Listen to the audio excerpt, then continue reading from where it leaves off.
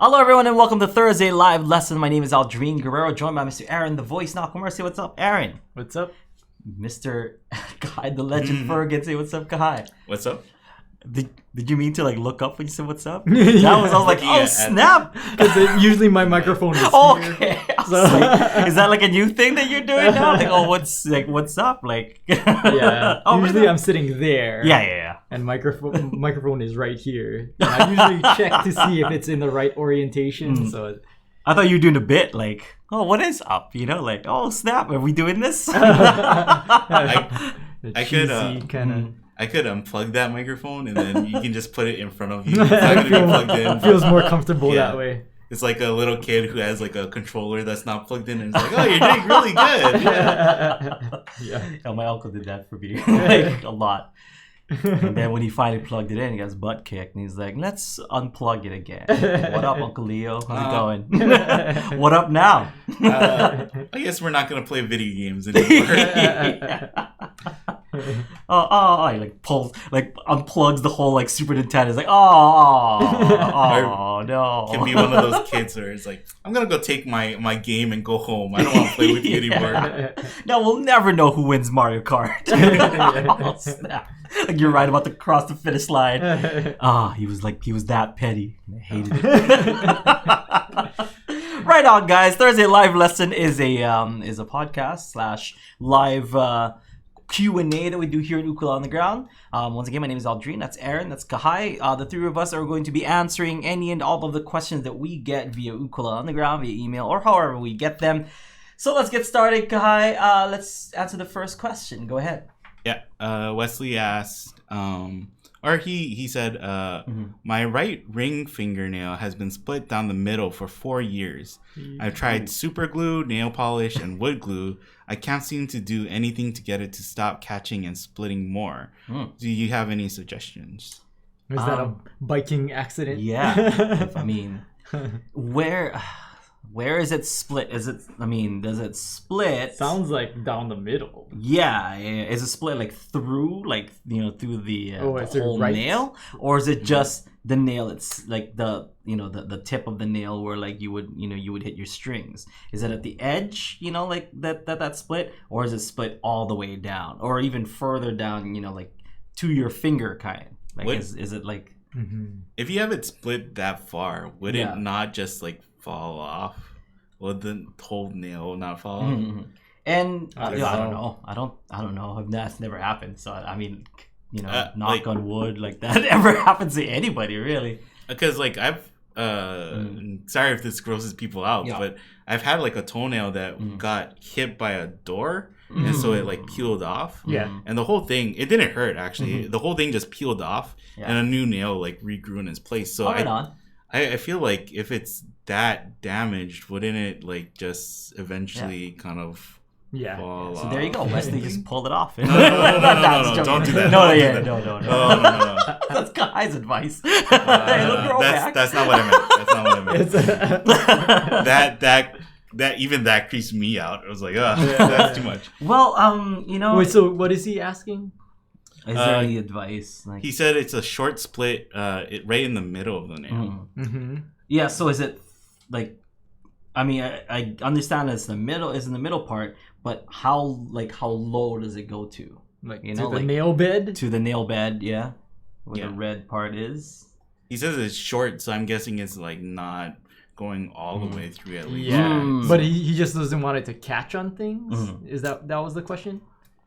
It seems like he's been trying to grow it out, and then they just keep splitting or something. So what is? Because you might not like the answer. The answer is you don't play with it for a while, because what happens is you have to let it grow out. If it is beyond that, or if it is acting really weak and stuff, you don't use it. Kind of if you have, I have. Here's getting a little personal, but I have tendonitis in my shoulder, and the first thing that the doctor does and tells me to do in physical therapy and stuff, it's don't strain it. Don't go. I'm I play what do you do? I play tennis. I do all this stuff. It's okay, well, don't play tennis for the next month or two.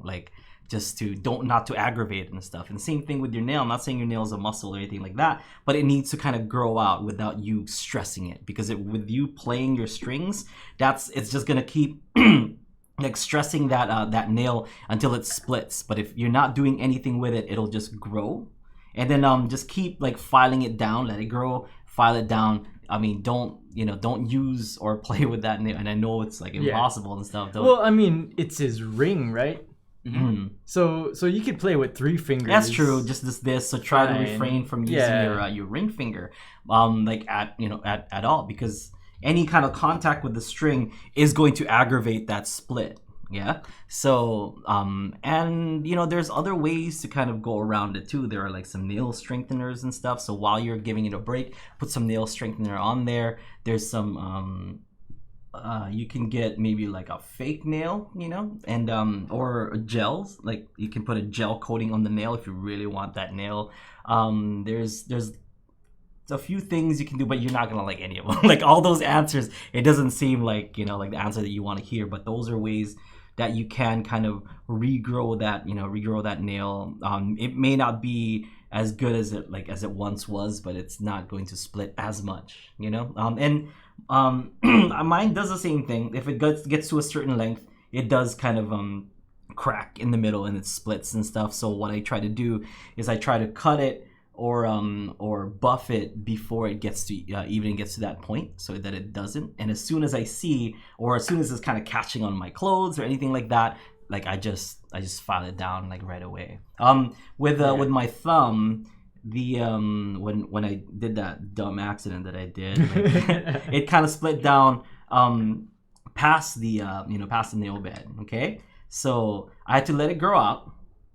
Like I didn't use it, I used the thumb pick, and then I cut the nail again, and then I let it grow out, and then I cut the nail again, because it has to go underneath where it splits. So it's going to be like the brand new kind of nail that's been growing out. Mm-hmm. Okay, so that's, I mean, you gotta just let off of it, like, because the more you use it, the more it's just gonna be susceptible to splitting again. Grab some like nail strengthener. It's like this, it looks like nail polish, but it's clear. And then you just like kind of put it on there. You do it maybe 2 times a day for like, a few weeks to a month, and lay off of it. And that should, and it should grow. So like the more it grow, get beyond the crack. Right. And then like buff cut, it. Or buff below the crack. Yeah, below the crack. So that buff it's a solid surface. Let it grow out again, buff it again, and while you're doing that, you're putting those that nail strengthener like every so often that you have. So just, and don't even like take acetone and take it off and take off the stuff and then put a new coat on. Just put the new coat on top of it. Like it just it will prevent that nail from splitting as much. It can still split, but if you don't use it, especially with your instrument, if you don't use it, it should be able to recover. Haven't you like broke your thumbnail, like where it's kind of either chipped or there's broken a little bit? Yeah, where you see the meat, like under the.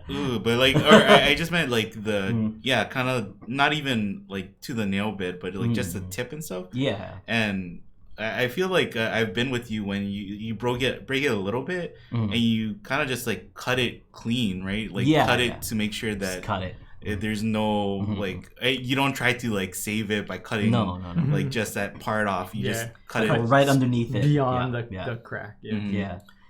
I like, because that makes it like sure, because if not, then you're probably gonna break it some more, right? It's more likely to break or splinter in another way, so it's better to just like cut it straight off. Cut it. Yeah, because like it's not worth saving.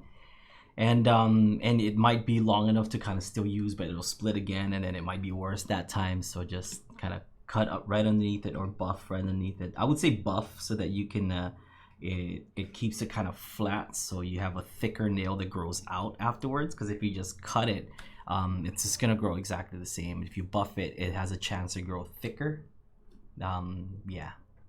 That's my advice. Like it's something you don't want to hear. Like, no, what do you mean I can't use that? Like, well, do you want your tendonitis to get better? Like, not by playing tennis. Like, I was just like, is there any other way? Is there like a shot I could take? Or I was just like, I want to play tennis. They're like, no, just stay off. What are you doing? Yeah. Like, don't. But I You mean, for your own playing, other than rolls and stuff, you hardly Yeah. use your ring. Yeah. Right. Mhm, There's mhm. not too many. You know, No, because unless- I use a 3-finger. Yeah. Finger yeah, picking, and then your strumming is mostly your pointer Mhm, finger, mhm. and then your picking is mostly your thumb. Mhm. So it's like ring finger is kind of like farther down on the line. Yeah, you can yeah. save that. You know, Even your ring finger currently too, right? It's not actually that long. Like it's not grown out extra long to be able to like play either. your So is the shortest. my pointer and because my middle finger is like super long, so because I can do this picking.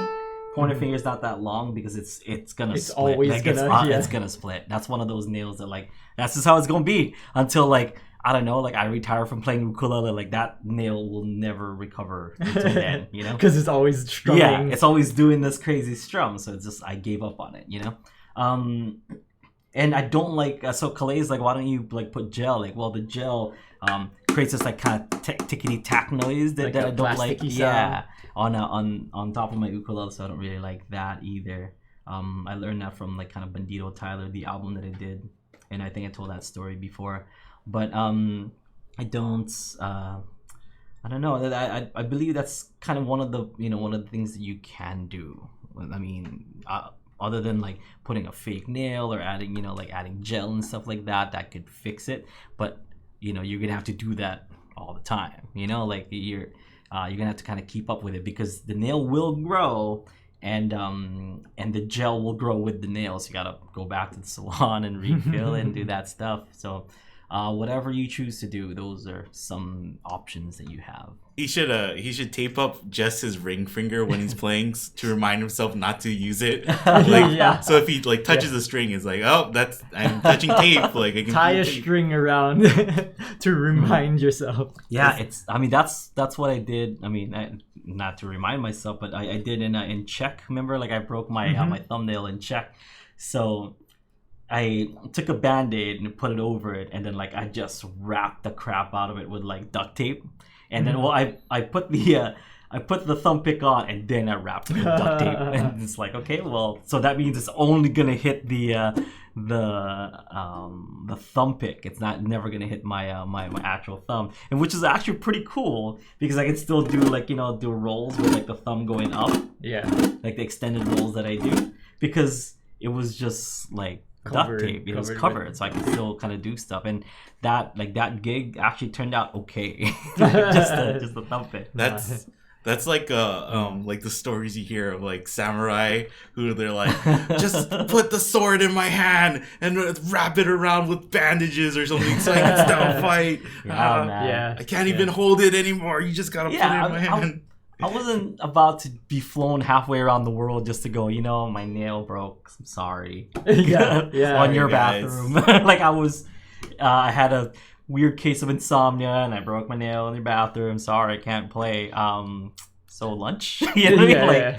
no, that doesn't happen. So You guys want to play strumming songs? We can all just strum and what do you pick, right?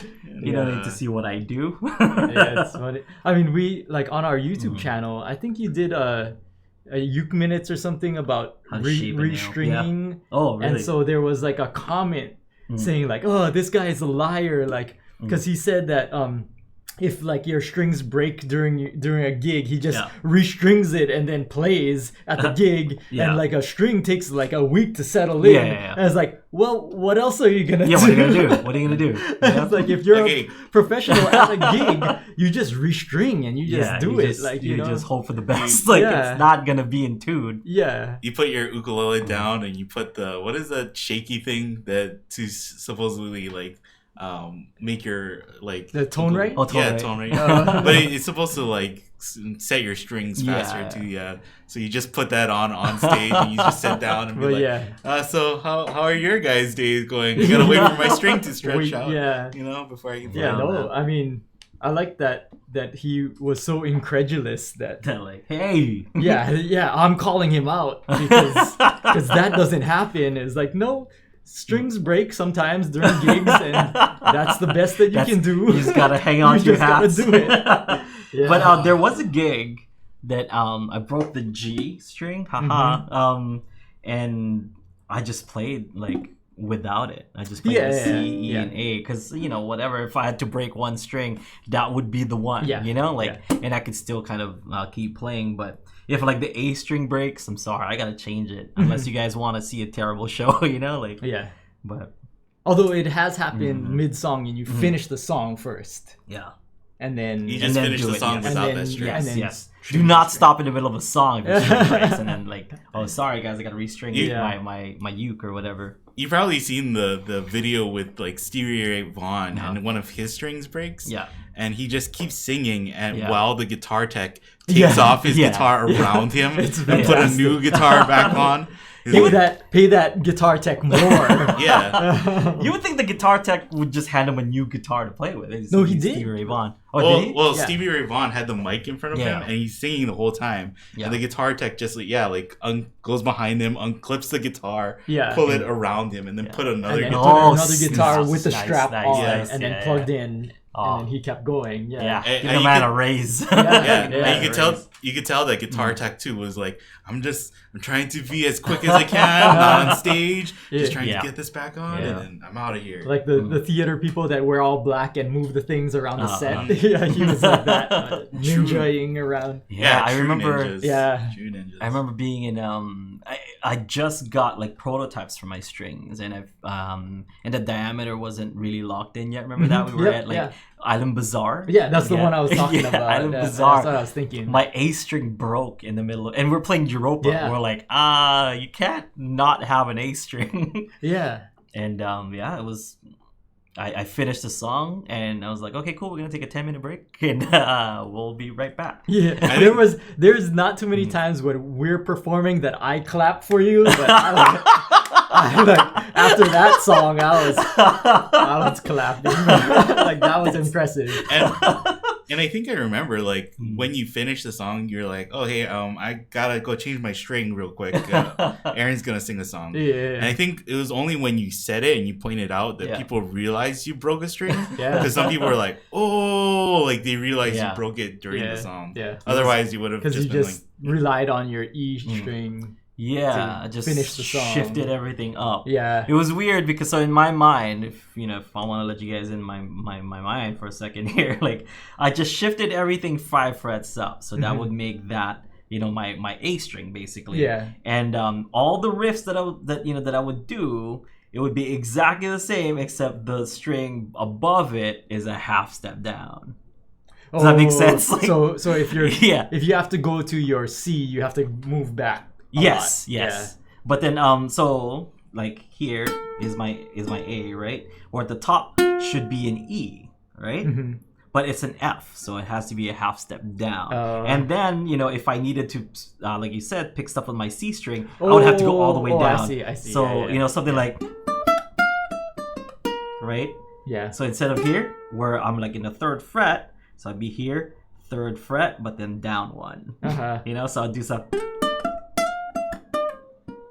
So I could still do that, but like it was. You gotta think. Yeah, I had to just think of my toes, and like towards the end of Europa is very unforgiving. Like there's a lot of runs, and I'm like, oh my god, my brain has to process this. But I was like in panic mode that maybe like endorphins kicked in, and like I was working in Super Saiyan. Oh my gosh, yes. Your brain just goes faster. The other thing I've seen you do, like when you break a string, because when you break a string, your whole instrument, like it releases the tension that the string was holding, right? So it changes all the tuning of your other strings too, or at least a little bit.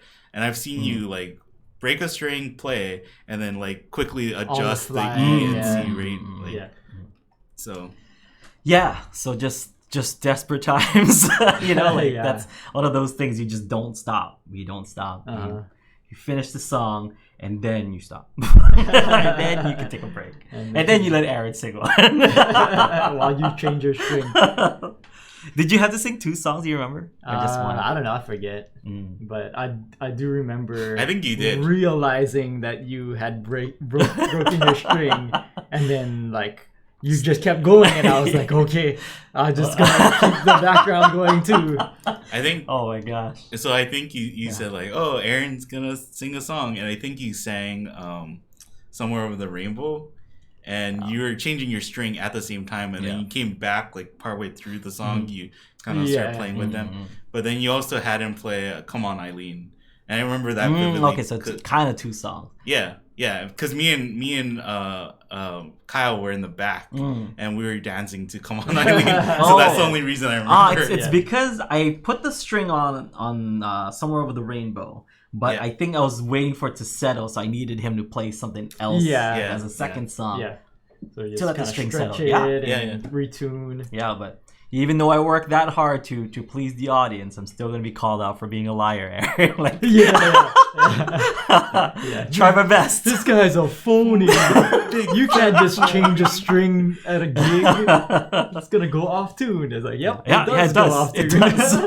And you just deal with it. I didn't lie about that part. It does go off tune. You just stretch, and you keep retuning. Yeah, until it doesn't as much. Yeah.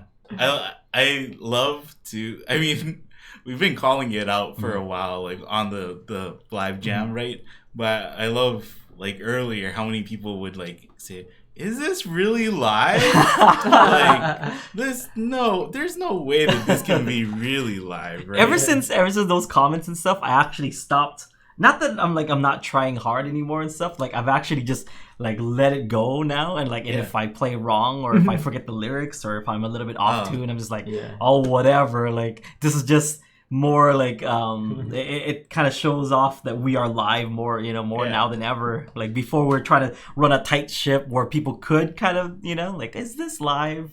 But now it's like, he's definitely live. He would have cut that out if It's like last week when you started playing Drop Baby Drop, and then you kind of like missed the picking or whatever. Yeah. And it's just like, I feel like when that happens, I just like think like, oh, this is gonna be a fun show, because it's like kind of, I feel like we get the kind of giggly energy that we get. And it's like, oh yeah, that was pretty good. Yeah, and that's what happens. It's a jam. It's not like like Aldrine time at Carnegie Hall. You know what I mean? It's like, it's jam time. Like, that's what it is. Like, if I'm jamming, it doesn't matter if it's here for like a Aloha Friday Live Jam or if I'm jamming with Kahai or whatever. If somebody messes up, then they mess up. Like, lyrics, playing chords, whatever. It's part of the jam. Like, we're all human. Yeah. Unless you jam with Jake, of course. Yeah. Then he never superhuman. Yeah. Especially not on Kauai. Especially not on Bohemian Rhapsody, where he would have to stop midway in the song and start all over again. Definitely not. Nah, I love you, Jake. He's gonna give us the James Hill message, but a bad one. He's like, "Oh, I heard the comments that you made about me." There's a video by this like YouTuber Sideways. Yeah. And he says that most professionals reach like this point in playing music where you're not really thinking about the sheet music, or you're not really thinking about the music being played. Your hands kind of just move on your own, right? But he says like that's also the most dangerous time, because if you accidentally mess up or you hit something and your momentum just stops, that's when your mind blanks and you're where was I? Like, where do I? So I can totally understand Jake being like, I gotta start over. I don't know where I was. I don't know what happened. Last night, somebody asked for "I'm Yours," and we haven't played that in at least a year, 2 years or something. And I was like, I don't know the lyrics to this song right now, but we're just gonna start playing, and we'll see. And just like muscle memory and like everything just kind of kicked in. I'm like, these are the lyrics. But like, if I stop and told me write down the lyrics, I'm like, I don't know. Like, it's like something. I just imagine that pseudo rap part too, right? That he kind of does, where it's like you're breathing on the glass, or you're fogged up the glass. I can't even remember. That's it's cool, but I took it as a challenge. I usually don't like to do requests and stuff, but when we got that request, I'm like, you know what? Let's see how much I remember.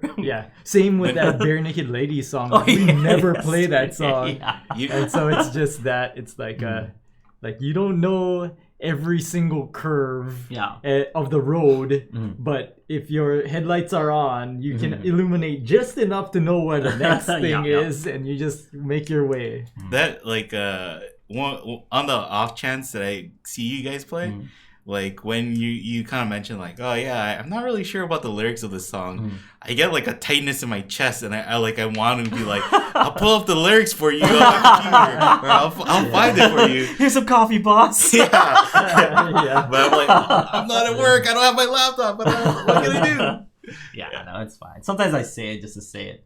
Yeah. Just to like give the people off, and give the people a heads up that it's gonna be a singing song. That's why I do it. It's just like, oh, just kind of like sing along if you guys know the lyrics, because I sometimes forget them. Like I say that as a joke and as kind of insurance, you know, like so that if I do mess up on the lyrics, I'm like, yeah, I said so right at the beginning. Yeah, I told you I'd do that.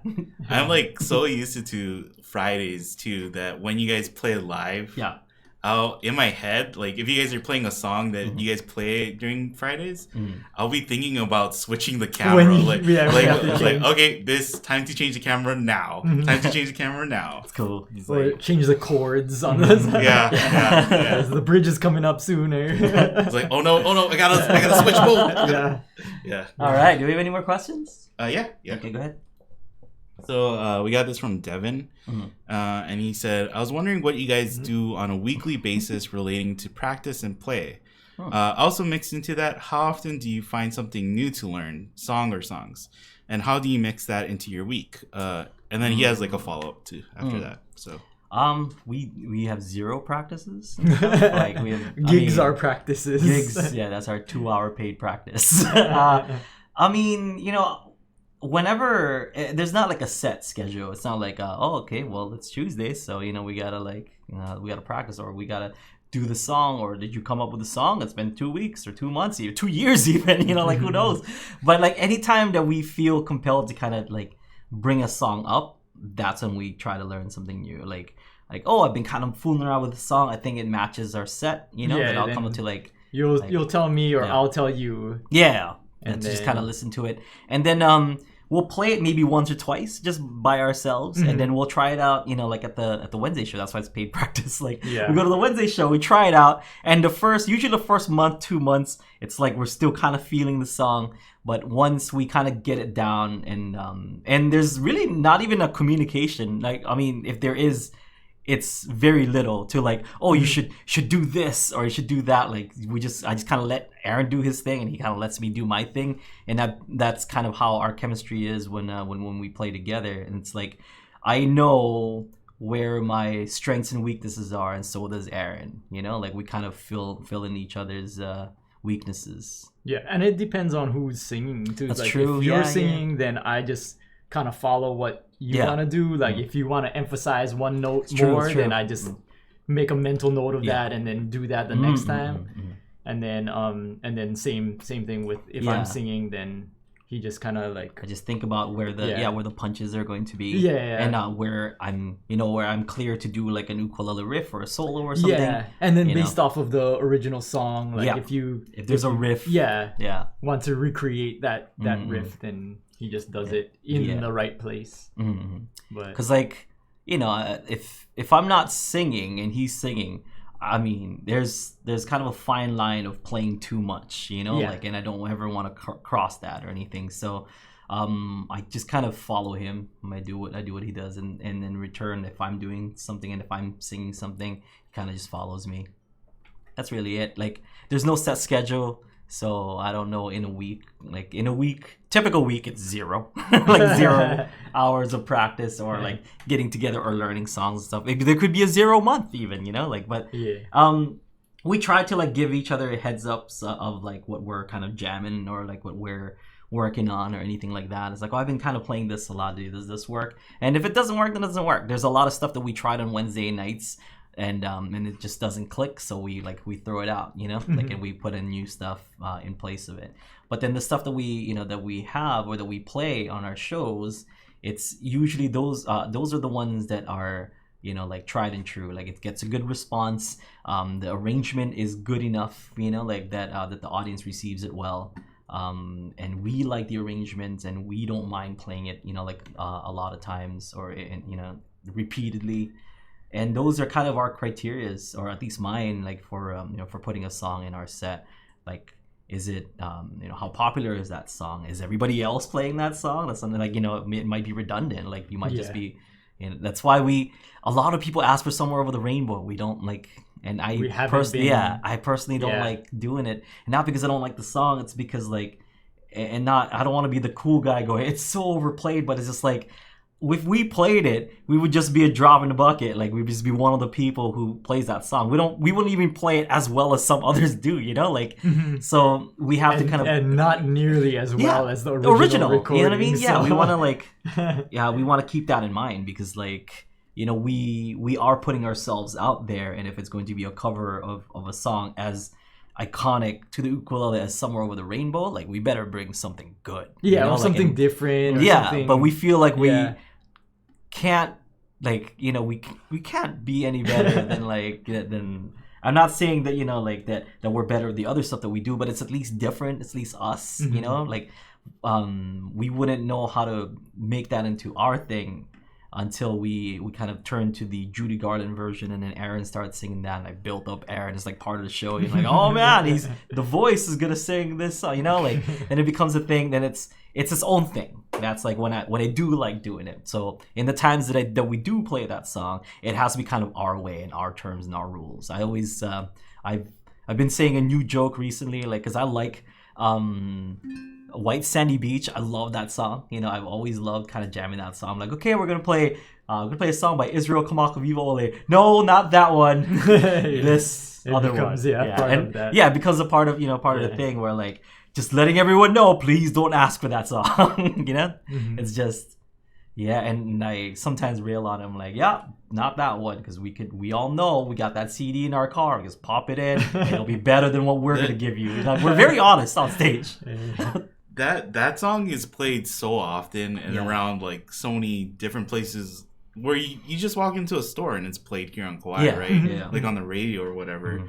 So since it's played so often, I feel like even people who live here, like, you know, if you go to a party or whatever, they might have is playing, but they probably won't have that song. Probably in their set list or whatever. Or like even like, you know, if they make a playlist just to have background music for a party, they might have that. Like they might have White Sandy Beach, Hene Hene Koaka, like other songs, but I don't really think you'll hear that song. Kind of, and I don't know. It's like, I feel like if you do play it at a party, like people will be like, this is okay, I guess. Few people choose to play that song if you're. Why are you playing this? From Hawaii, I guess. But like individually, so we talked about, you know, like kind of performing live and stuff, but individually, I do work on some songs. Like at least, you know, like every week I'm working on like something different, or I'm making something old new, or I'm doing something kind of experimenting with that, or just practicing, not necessarily ukulele, but just music in general, like with my guitar, or now piano that I just bought one. I've been really enjoying that piano, man. It's really, really, really cool. And I don't know how. My wife was like, oh, you should go buy like some beginner books and learn. I'm like, no, it's actually better if I don't. Just make like I know how, you know, because I know chords and stuff. But that's why you see like some keyboardists like this in Hawaii. Like you gotta get blackout sunglasses, put that on, and you just play. But anyway, back to ukulele, like. Just kind of learning music, because I feel like, and I've said this before, if you're working on scales, you know, then you're pretty much working on everything in that key. So I'd be kind of not necessarily working on scales, but working on like chord progressions and just kind of fooling around with stuff and what can I do. Not necessarily always on ukulele, but I could do it on guitar, on piano and whatnot. Like I'll just think of lines that would sound good. I'd pick up my ukulele and then I'd take like a song that I already know and then maybe come up with a different riff for it. Like that's something that I do too. And I do that at least once a week, at least. Yeah, like I think when you reach a certain point, playing and practicing are like two different things. Yeah. And if you're gonna, you know, people say like, oh, I practice a song and they play the song all the way through. It's like, to me, that's like, oh, that's fine. And if you feel that way, that's fine, perfectly fine too.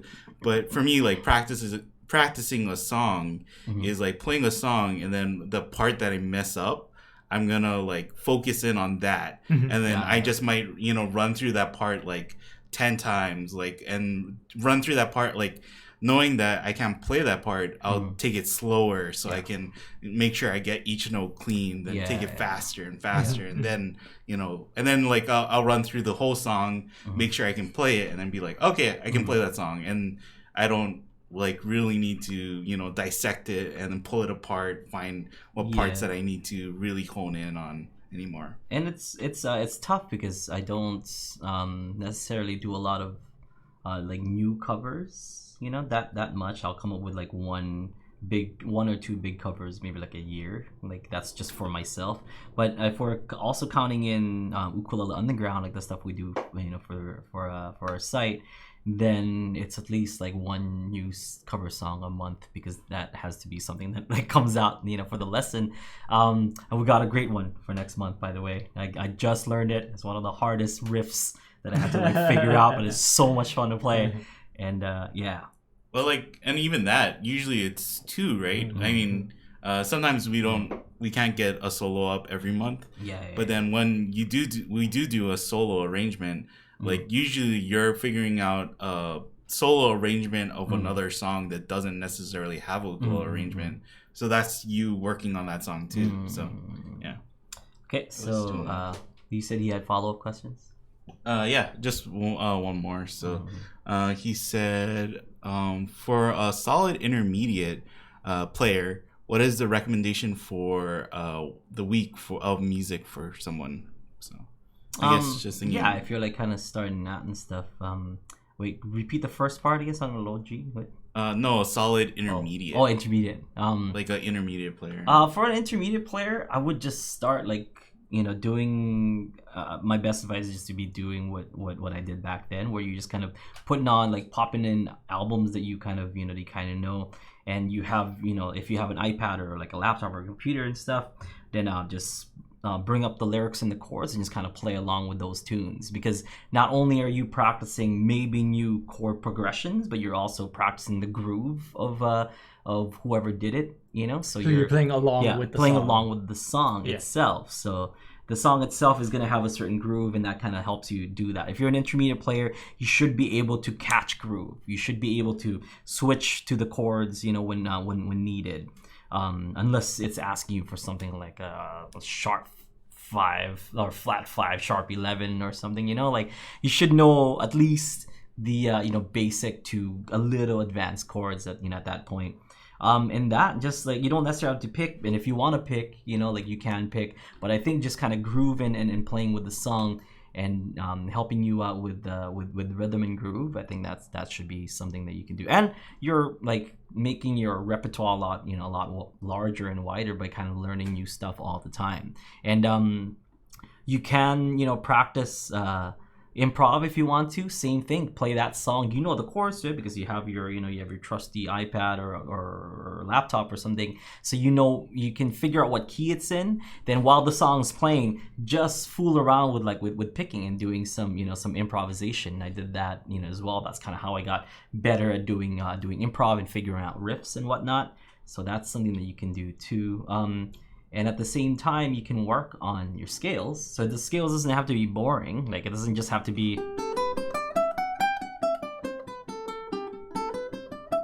like the whole time. It can be something, like, for example, like, it's late. I always use this song. The evening.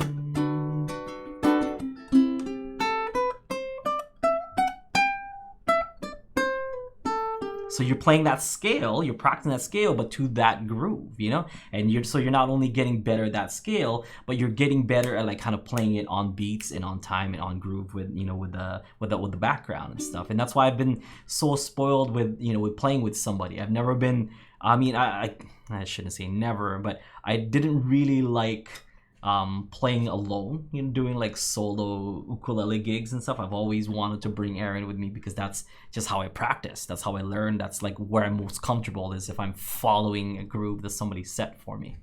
Yeah, I think you said you'll have your trusty like iPad or laptop or something. Yeah. But I think if you really want to challenge yourself, like put in songs or like put in CD or whatever that you really know, like you know the sound of, but you never tried to play along with before. Just try to figure it out. Yeah, and then figure out by ear and try and figure out as much as you can, and then maybe afterwards, after you've really played around with the song and you feel like you got enough, look up like what key it is or what chords it's using, and you'll probably find like, oh, I got like some of these.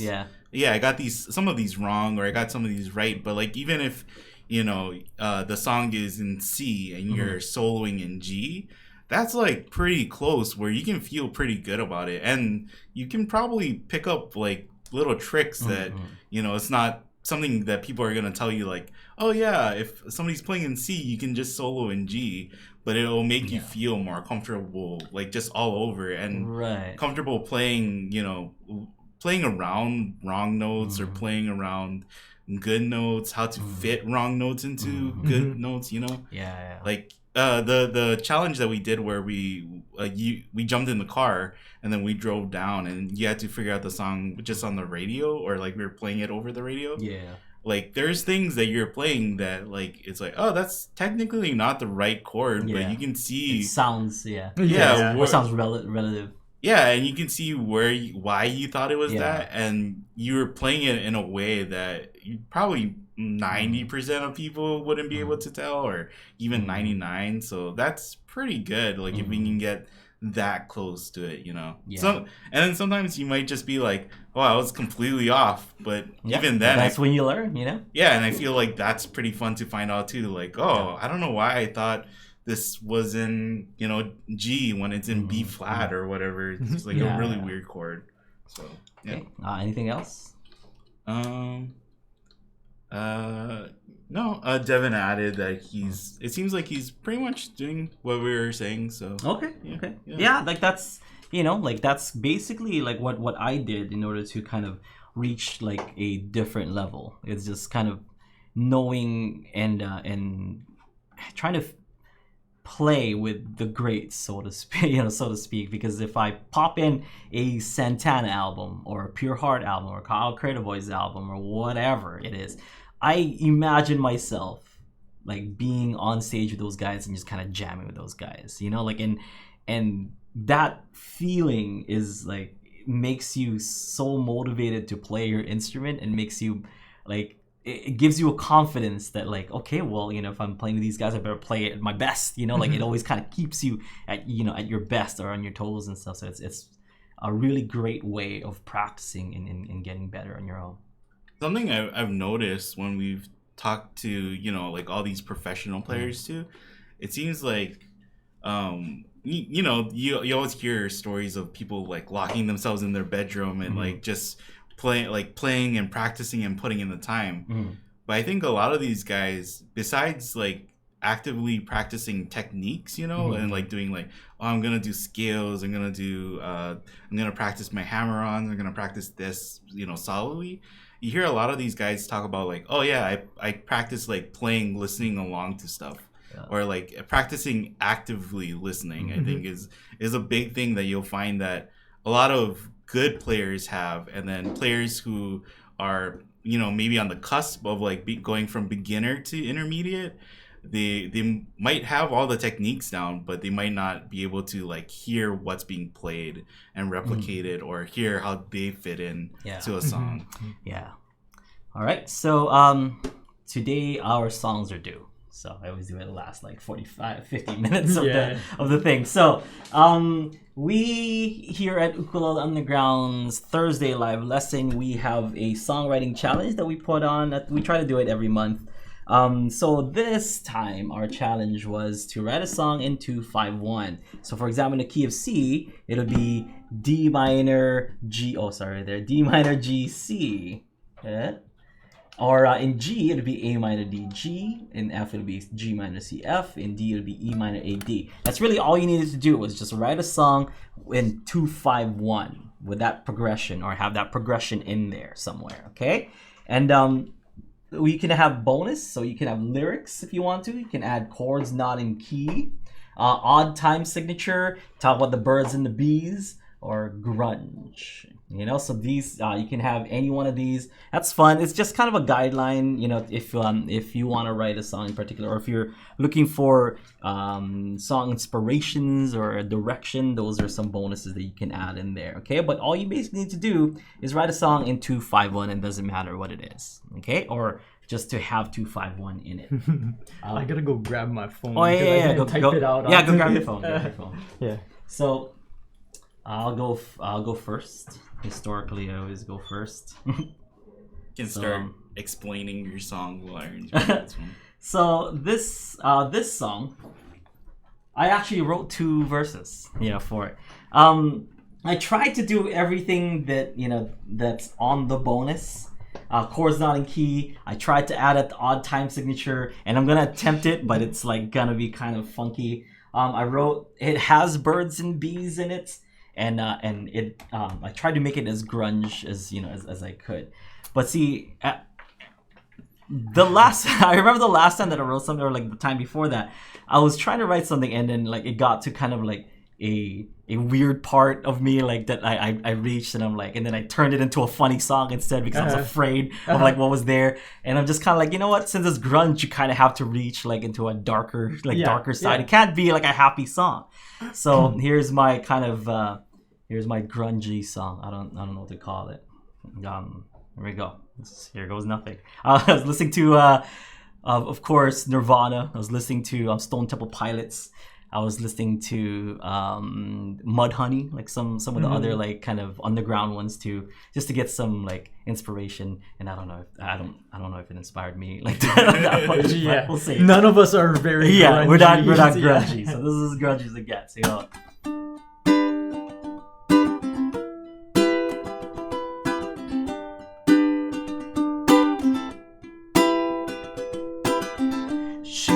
So restless, with eyes so sunken, broken lips, she lives in shadows, takes solace in every boy she meets, and then she says, oh yeah, and then she says, I need to find a man who will make me feel lonely. Birds and bees is all she ever does to make her feel worth it. She's worth it. She works it. Her heart has scratches. Her mind's still gone from that last hit. She finds no exit from the life she chose to live. Then she says, I need to find a man who will make me feel lonely. The birds and bees is all she ever does to make her feel worth it. She's worth it.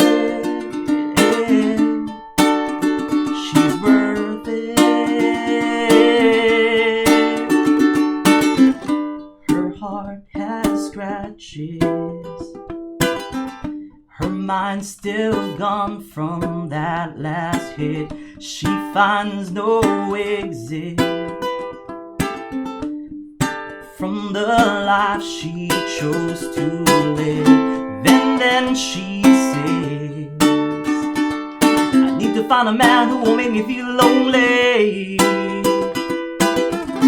The birds and bees, all she ever does to make her feel worth it. She's worth it. She's worth it.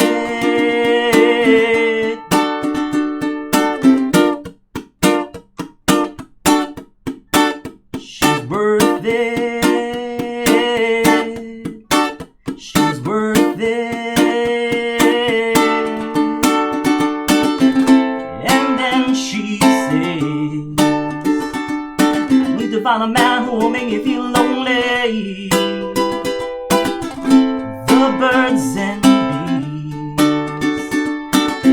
ever does to make you feel worth it. Yeah. I tried to make that grungy sounding voice. Worth it. Yeah, so broken chick. Like that's really what it is. It's like, should I write about like something like that where like she just needs to feel, it's just like some chick that I don't want to mention names, but I know someone like that. So I was like, yeah, she could be my inspiration. I like this tune. I actually imagine like Rob Thomas singing that. Oh, it's like it turned into a Matchbox 20 it sounds song. like a Matchbox 20 song. Are they post grunge? Yeah, that's like a 90s. Well, I don't know. Yeah, late 90s, right? Yeah. Like early 2000s. Yeah. But yeah, Hey, like I could totally hear him. Okay. sing it. I guess I'll take post grunge. I'll take post grunge. Well, I heard like Red Hot Chili Peppers. Oh yeah. Yeah, like cool. I heard, Yeah, Red Hot. It did sound like Red Hot Chili Peppers just from the beginning. Yeah, well, one of the songs we've done, right? I can't remember what it's because it's like a song that just has like 2 chords mostly. Scar Tissue. Yeah. It reminded me of that. I was like, and I needed an odd time signature, so I did like a 6/8, like for the break. It's like a ba dum dum da. 1, 2, 3, 4. So I did. So I crossed off all of it at the top. I had lyrics, I had chords not in key, which is that B flat. I had an odd time signature in there. I talked about the birds and the bees, and it was grungy. Did it? Challenge completed. Yeah. Okay, cool. Kahai. Yeah. Tell us about your tune. I'll play it. I'll just play it. Hopefully this is loud enough. Let's see. No, not that one. Okay.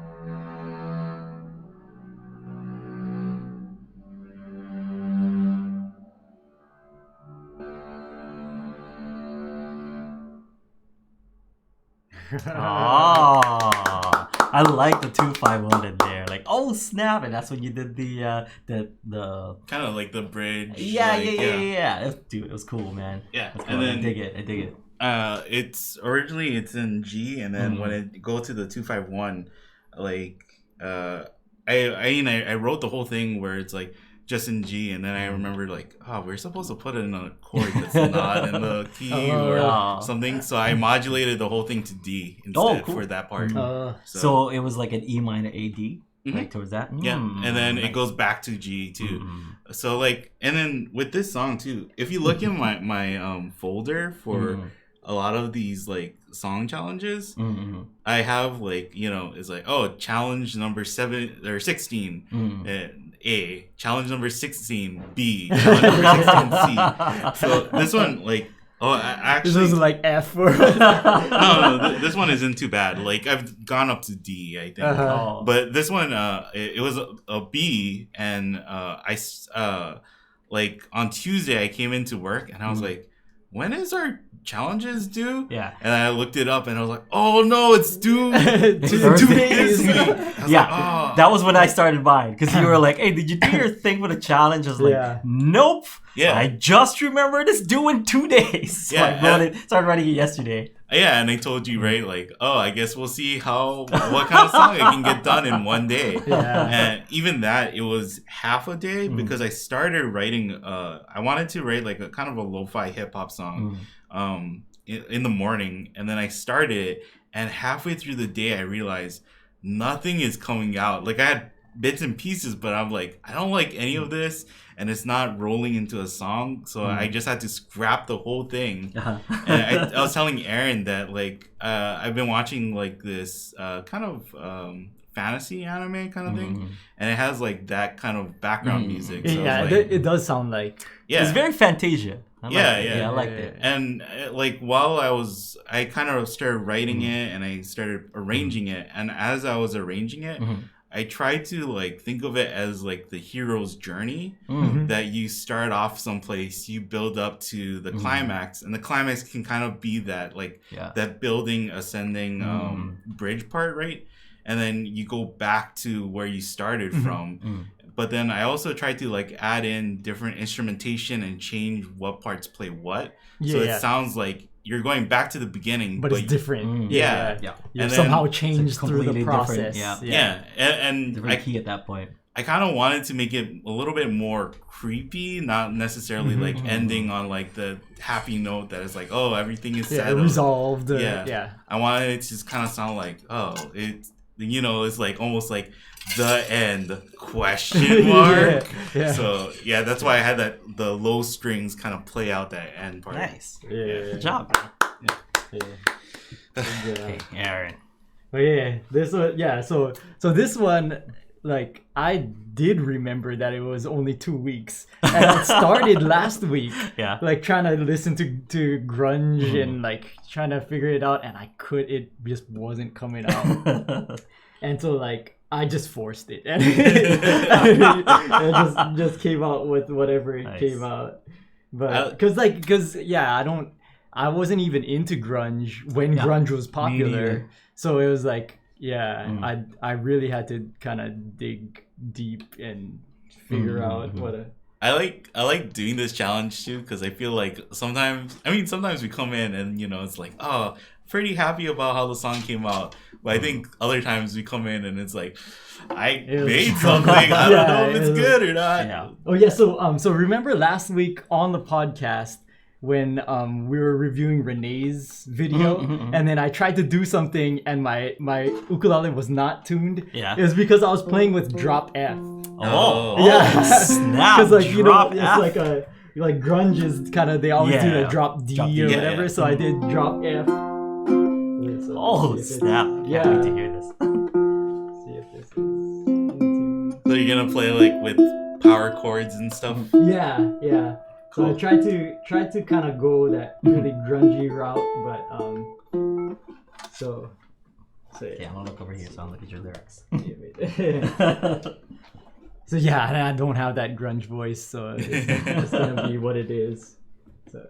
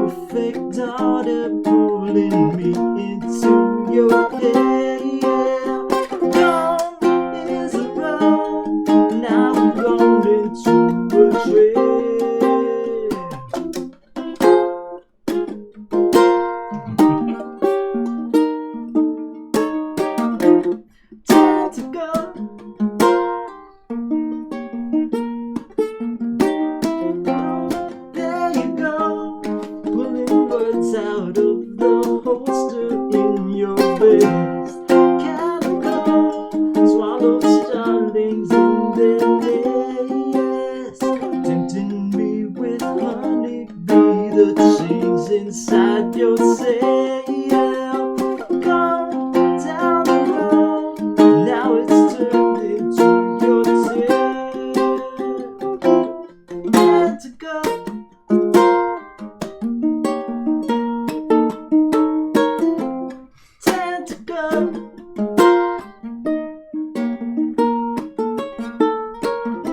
There it goes.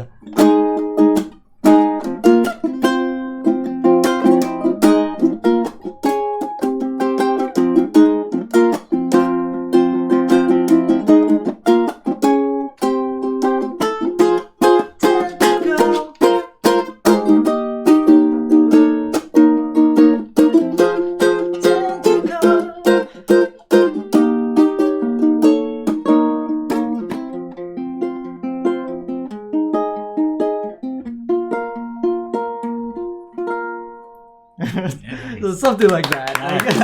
It was like, really had to like figure out how to do something. You know how you told like Aldrine that it sounds like Matchbox 20 or Rob Thomas? Like I think that song too, because like it's like a band. The band members wanted to be grunge, but they couldn't find a singer, like Kurt Cobain or anything, right? So it's like, oh, Rob can sing or whatever. And then it reminded me too of Penny Lane, David Tomoka's band. Like I can hear. And it's also post grunge. I heard all that stuff in the beginning, but once you get to that part where like you're kind of doing that, I'm like, oh, the Police, like that's kind of a cool like, it's like a different, still same era, like 80s, you know, which is pretty cool that like it kind of mashed those two up, and then it went back to it went back to the those kind of grungy chords with the open and stuff. Oh, that was sick, man. That was sick. Like, so, I was playing around with the drop. Yeah, it was sick. It was sick. Love it. I like that intro even too, because it's like it's a cool intro, but you can tell it's by like or if it was by a grunge band, they're playing that because the guitar player doesn't know how to actually solo. He just knows how one chord shape. One chord, and you just slide it up. It's supposed to be dirty, right? And then it sounds like even better, but then if you ask him like, oh, so are you playing in what keys? Like, I don't know what key. I just played one chord. And that was the same thing. It's so grunge. And then it was hard. It was really hard to fit that 2-5-1 in there. So that's why like the chorus was kind of like had to go like from that, and then I did kind of like a half, and then I had to like dirty up that major chord. Nice. That's what kind of what I wanted to do. But like writing my song, I had a hard time like writing the 2-5-1 without thinking of like, oh, Sunday morning. And I wrote something and I was like, oh, this feels pretty good. And then when I look back at it, I was like, oh, this is 2-4-1, not 2-5-1. Like, so close. It's just one off. And then as soon as they put it to the 5, I was like, yep, back to Sunday morning again. This was, I think, by far the hardest challenge for me. It was like out of our comfort zone, you know? Like, it wasn't reggae or anything like that. Grunge. We're not. I mean, we like it, but we're not like big fans. You know, like and like And then I was telling Kahai too that last week when I was trying to write like a grungy song, I started listening to that stuff, and I was like, I don't want to listen to this. I'm getting depressed. I know the bands and I know like the famous songs that like those bands have and stuff. And I own one Nirvana album, and then that's basically the extent of my I'm not trying to make all but most popular. I tried to do a grunge look like when we were kind of performing that whole flannel with the with the hat. It was Aloha Grunge is what I called it. That was like kind of my look back then. But other than that, I'm not grunge at all. I just don't have those kind of problems, you know? Like I just I can't look at the world the way that they do. Like I have my rose-colored glasses on. When I want to listen to grunge, I listen to the sadder Weezer songs. And then I'm like, oh, that feels pretty good. That's good enough for me. I don't want to get too sad. Yeah, it's depressing. I was like, I need a palate cleanser after listening to isn't this telling too that it's like, oh, this is too depressing coming from the kids who listen to emo music? Yeah, well, I mean, it was that Grunge was a palate cleanser for me recently because I've been listening to nothing but Frozen 2, like just the soundtrack to Frozen 2 for like the past month and a half or something dumb.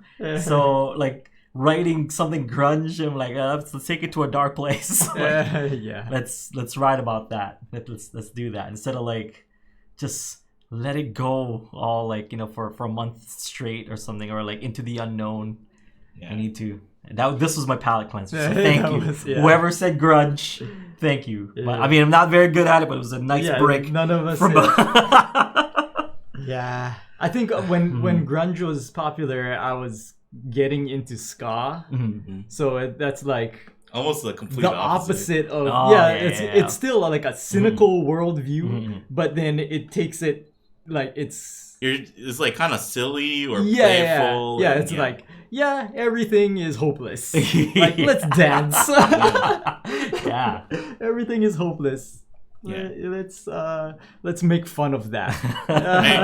I was telling Aldrine, like, I didn't even try to do grunge because I think if I tried, it would just come out sounding like emo or pop punk or something. It's like, I don't have it in me to play. My young wife, I mean, bless her heart.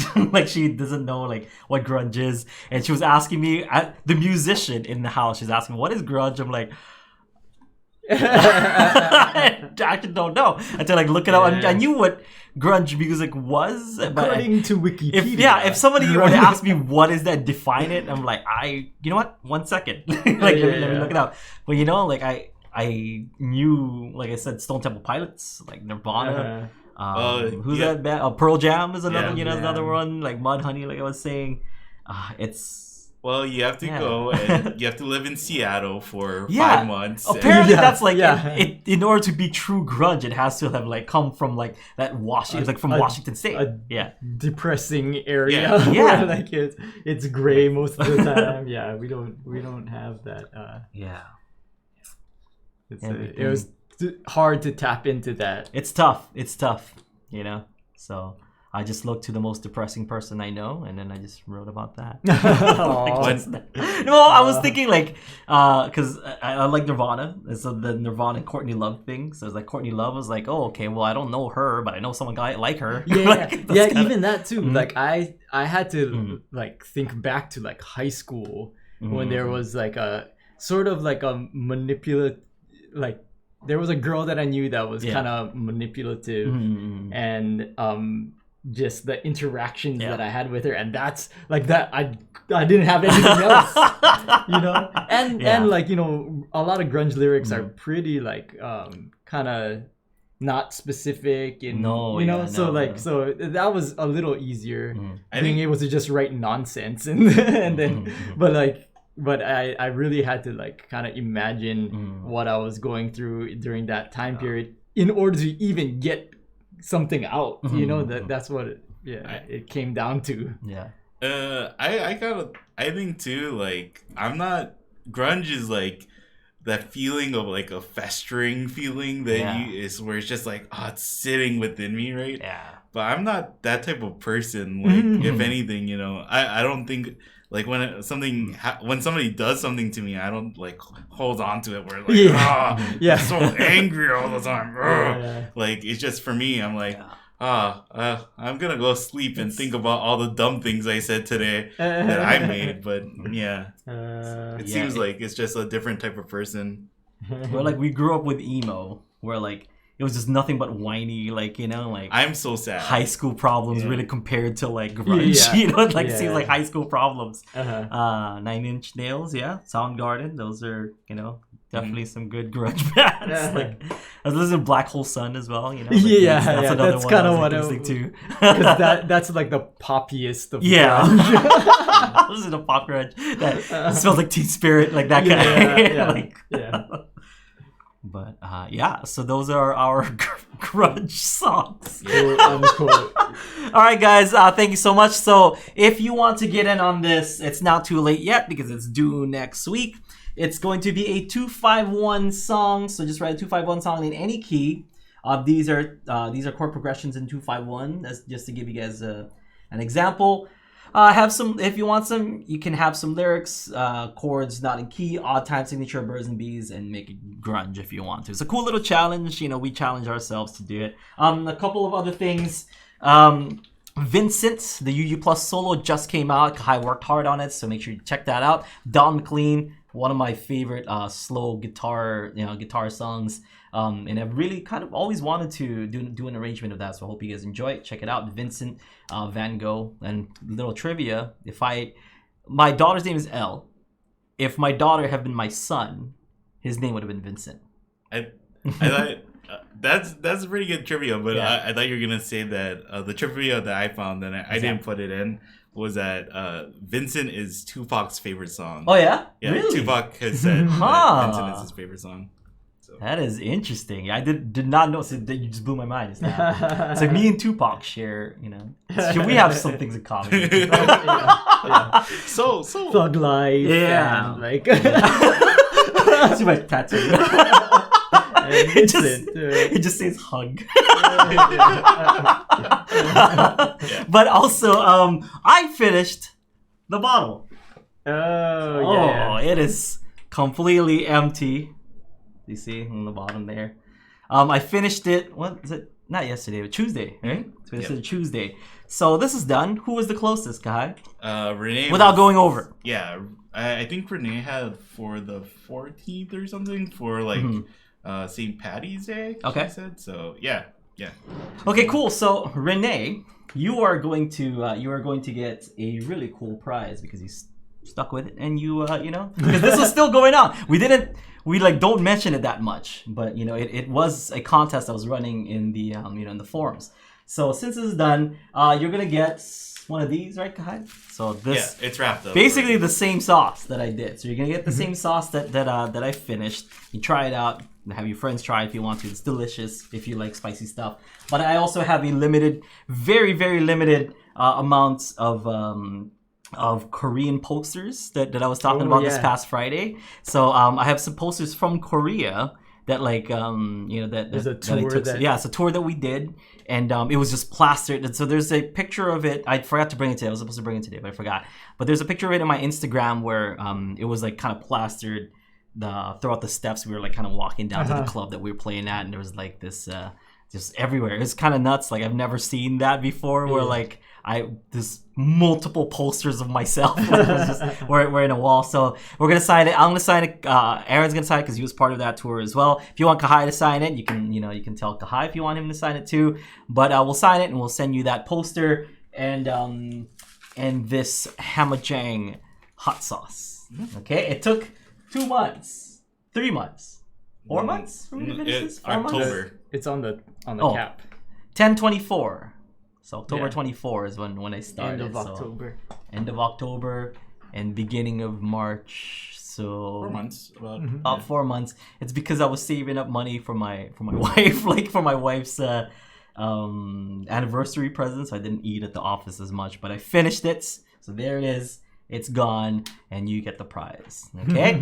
Same prize actually goes to the person who shows me how Ventura Highway is done. Okay, show me how that song is done. Make a video of yourself playing that song. Tell me, and start the video with saying, "Aldrine, this is how you play Ventura Highway." I'll give you first person does that. I'll give you a poster as well. I have maybe 4 of those posters, so that's already 2. It's and I don't even. So that's how much I have total. So I'm giving away 2, and I don't even know if I'll keep one for myself at this point because it's kind of cool. It's kind of cool. But do you remember that one? Yeah, Miss Moon made that. Yeah. So really cool. Just I'll send it over. I'll bring it tomorrow for the Aloha Friday Live Jam, so people can see the poster and stuff. If you make a cover of Ventura Highway. But yeah, we'll see you guys tomorrow for Aloha Friday Live Jam. Make sure to check out Vincent. We got some more great stuff coming up for you this month, so stick around and keep it locked in here. I was gonna say stick around and keep it locked in and stick it. Keep it locked in here at ukulaontheground.com. Have a great one. Aloha, and we'll see you guys for one-on-one coaching.